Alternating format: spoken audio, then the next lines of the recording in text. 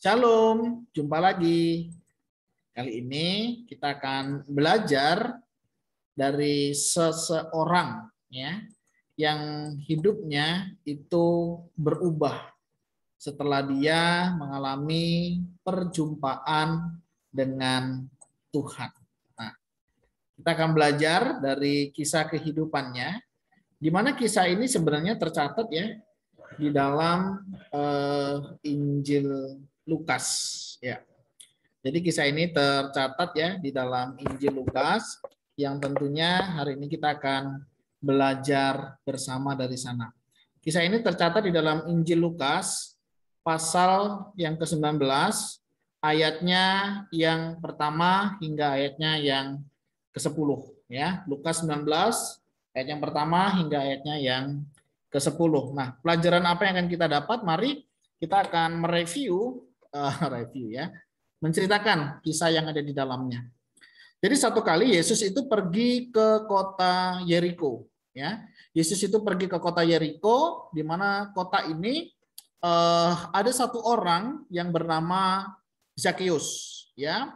Siapakah Zakeus? Kita akan melihat Zakeus adalah kepala pemungut cukai, ya. Di kota Yeriko ada seorang kaya, ya, yang bernama Zakeus, ya. Dia mempunyai badan yang pendek, ya. Ini kayak gini ya, pendek, gemuk, kayak saya.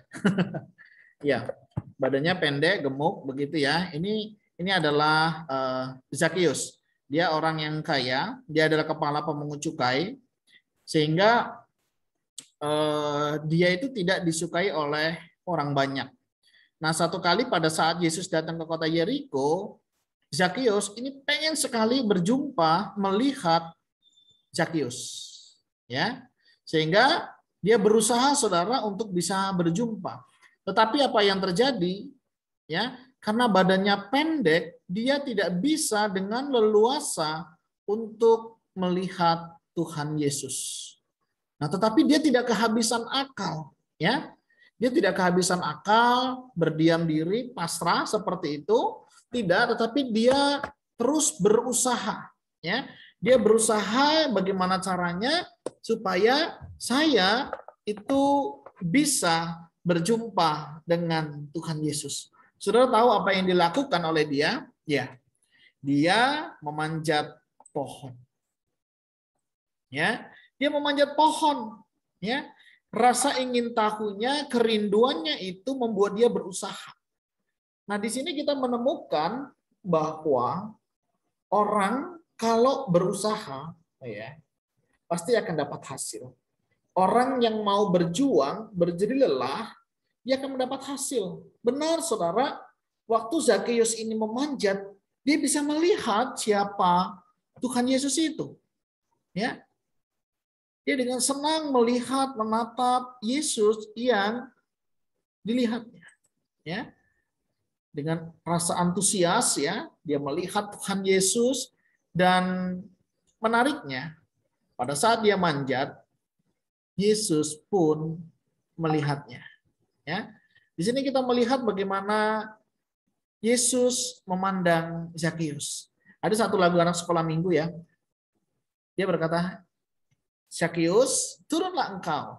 Aku hendak singgah ke rumahmu. Dan saudara tahu apa yang terjadi? Zakeus segera turun dan menerima Yesus dengan sukacita. Menarik ya, dia turun, dia menerima Yesus dengan sukacita.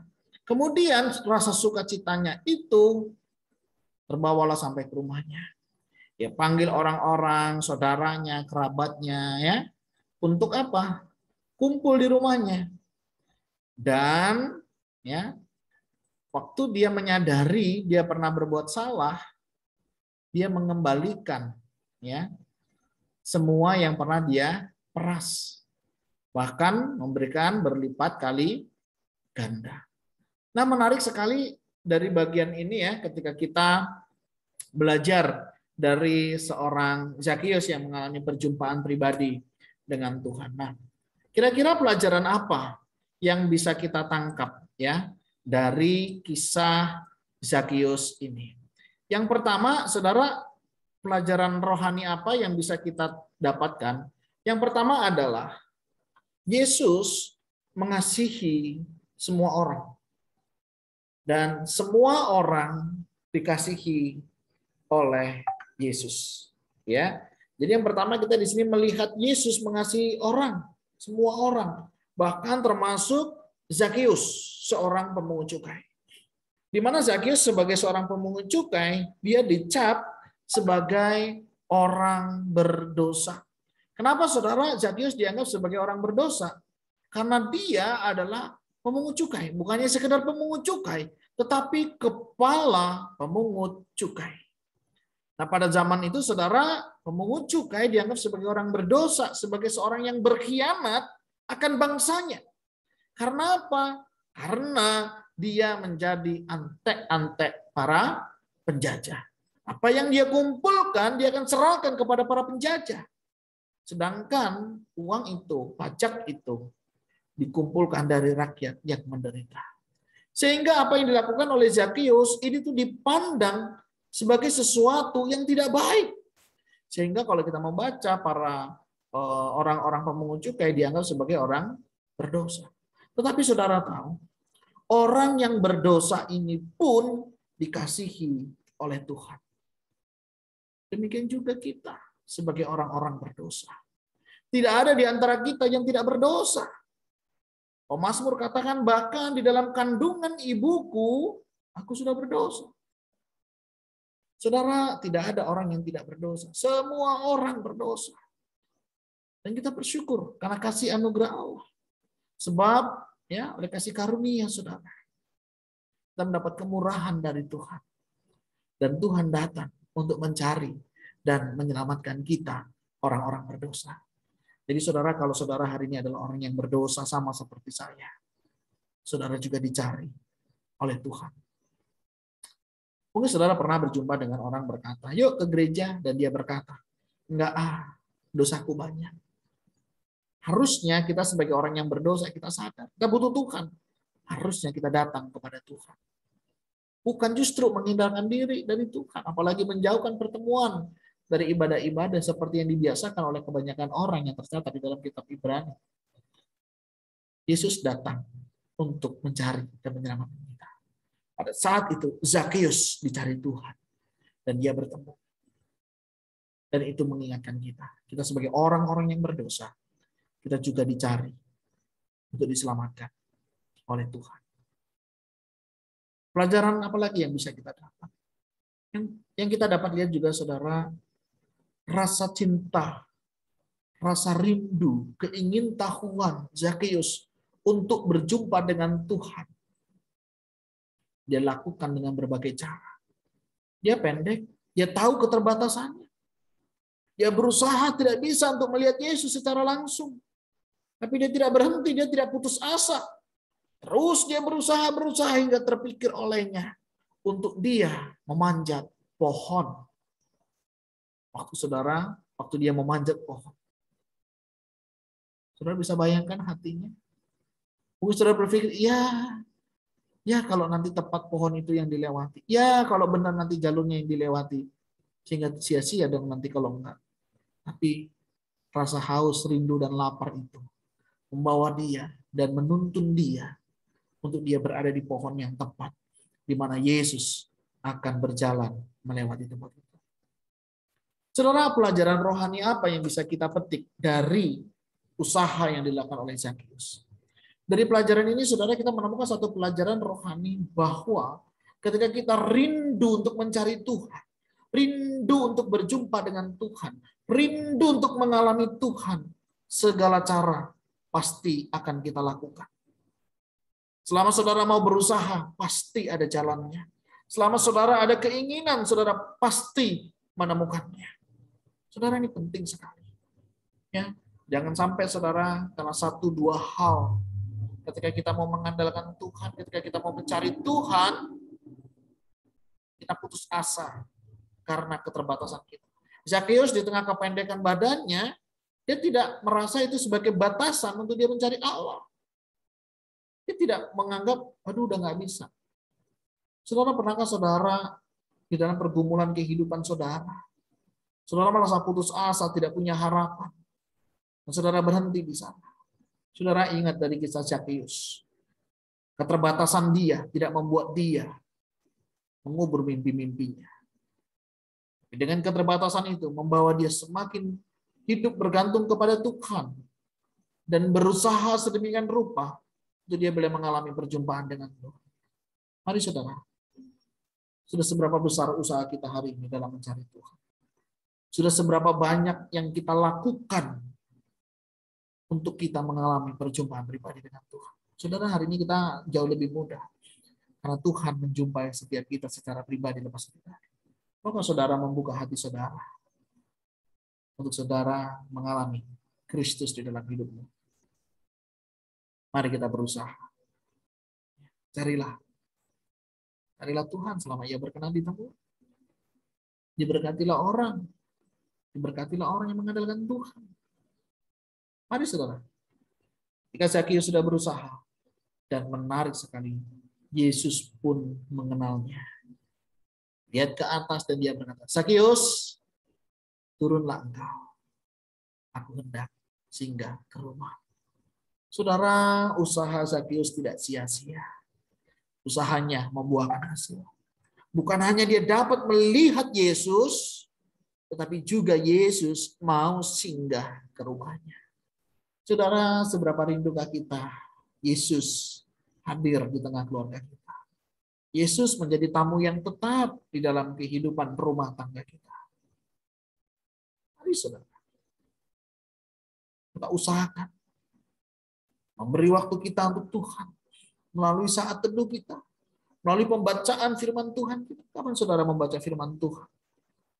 Kapan terakhir saudara merenungkan, menggumulkan firman Tuhan, dan saudara mau mengambil komitmen untuk melakukannya? Saudara, mari saudara, selagi masih ada kesempatan, kita hadirkan Tuhan di tengah keluarga kita, di tengah kehidupan kita, di tengah pekerjaan kita, di tengah pelayanan kita. Dan biar Tuhan beracara di dalam kehidupan kita. Usaha yang tidak mengkhianati hasil.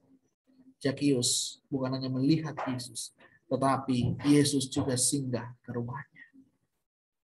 Ketika perjumpaan itu dia alami, Zakheus mengalami perubahan di dalam hidupnya.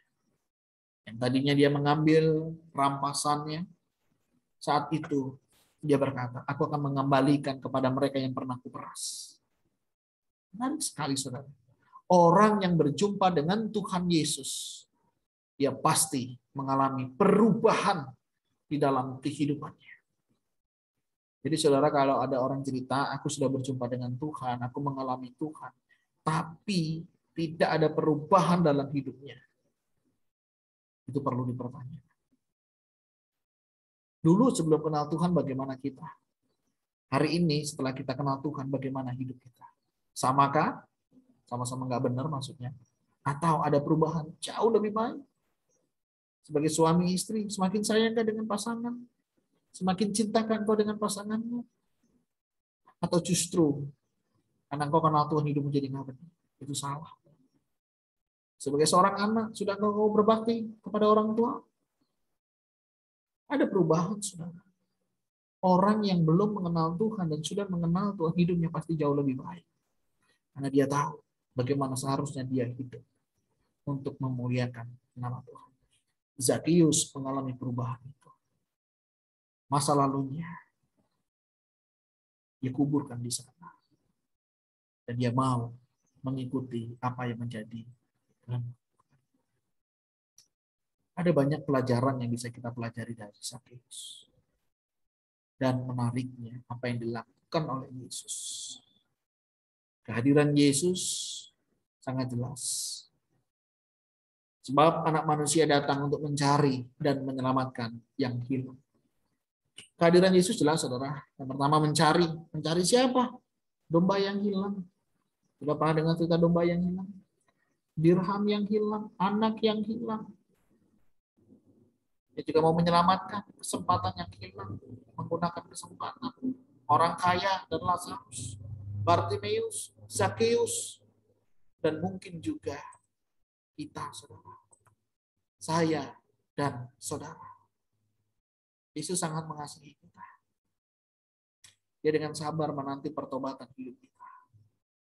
Selagi masih ada kesempatan, mari kita bertobat. Kita tinggalkan cara kehidupan kita yang lama, menuju kepada kehidupan yang baru. Melakukan apa yang Tuhan mau untuk kita lakukan. Sehingga hidup kita boleh sungguh-sungguh menyenangkan dan memuliakan nama Tuhan. Saudara, hari ini Tuhan Yesus mau hadir di dalam hidupmu. Maukah engkau membukakan pintu hati untuknya masuk memimpin di dalam hidupmu? Tuhan Yesus mau mencari dan menyelamatkan engkau. Dia mau memberikan kehidupan yang kekal. Maukah saudara menerima Yesus Kristus sebagai Tuhan dan Juru Selamat dalam hidup saudara? Kiranya kasih damai sejahtera dari Allah Bapa dan dari Tuhan Yesus Kristus serta pertolongan Roh Kudus menyertai, berkati kehidupan saudara hari ini sampai selama-lamanya. Amin. Tuhan Yesus memberkati kita semuanya.